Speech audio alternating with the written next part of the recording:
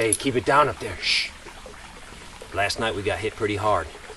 We definitely had a good sized element probe us. We were up all night. We increased our security level to its highest level. We doubled up all our positions with manpower. We were up all night. We're pretty tired right now. About 2 o'clock in the morning, we took our first round on the east side of our community. Then we took our second round within 2 minutes later. Our people did a great job in their positions. I think they knew definitely this was just a probe because the shots came right out of the kill zone. So they did return a little bit of fire to tell them, hey, we're over here, just in case it was somebody hunting or doing something they're not supposed to be doing. After a while, we took another round. Some of our positions actually saw some movement far away. We had some Generation 1 night vision. They worked all right, but I doggone wish I would have spent the money and bought Generation 3 because we could have used it last night. We probably wouldn't be in this problem right now, but we did. All right, this is what we did. First light, we sent out our best 2 security teams and we swept the east side. Didn't find anything. I told them don't worry about tracking. Just get out there and make sure we're secure. After they radioed back that everything was secure, we sent out a tracking team. We got to get some intel on these people. We need to know who they are, how many they were. So our tracking team found this spot, and we're gonna check it out. They also picked up some shell casings. We got a 30-06, and we got 4 5.56. The unique thing is, 2 of them are Remington, and 2 are Lake City. Usually when you load a mag, you at least use the same box. So my guess on this intel is we had a shooter here that shot the Remington, 1 shooter that shot the Lake City, and we had a shooter with a 30-06, that's for sure. They might only had 3 designated shooters to confuse us, but I think for sure we had 3 shooters. One of our people found these sets of tracks, so I'm going to try to determine how many people were in the group. First of all, we got a few methods of doing this. First of all, you have what's called the 1 box method. What you want to do is you want to form a box.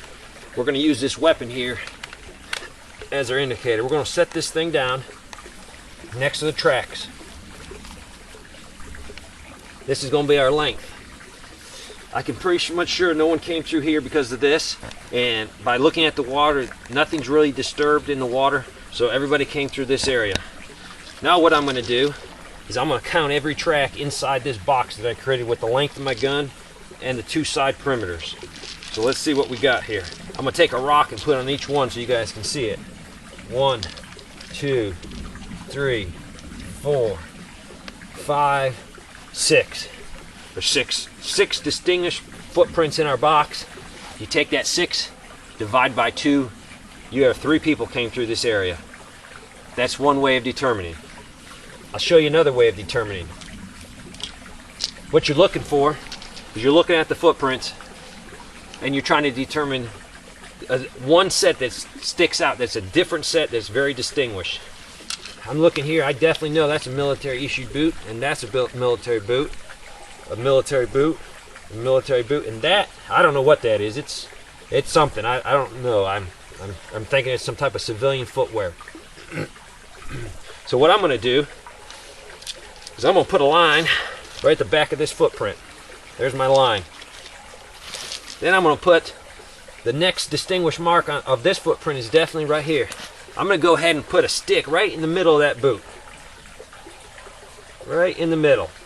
Now, I'm going to count my distinguished marks as 1 walker, because I can tell that's definitely 1 walker with the same footwear on. Then I'm going to count all the other. Any person that stepped in this box, I'm going to count. If it's just half of his foot or the full foot. I got 1.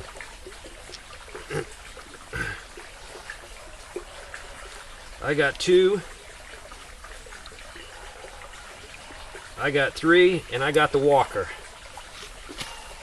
So, this is saying I have 4 people that walked through here. My first guess was 3. My second has confirmed it's 4. So I'm pretty sure it's 3 or 4 people definitely walked through this. If I wanted to get a clearer answer, I would find the next spot where they created some tracks. I call these track traps. You need to know where these are in your area. These are great intel gathering spots. Make sure your patrols know where these are and do not step in them.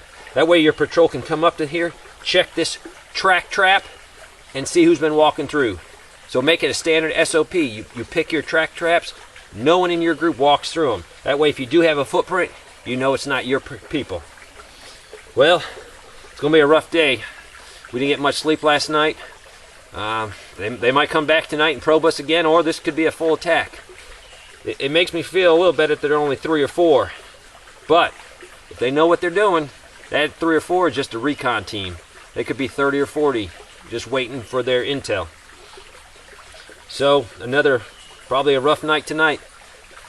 No work is being done at the community. We put everybody on a rest plan, because we want to be everybody on security tonight. Good thing we've stored a lot of extra food, because the garden's suffering. It's hard to garden when you're worried about safety. So good thing we put those number 10 cans of beans and rice back. Thank you.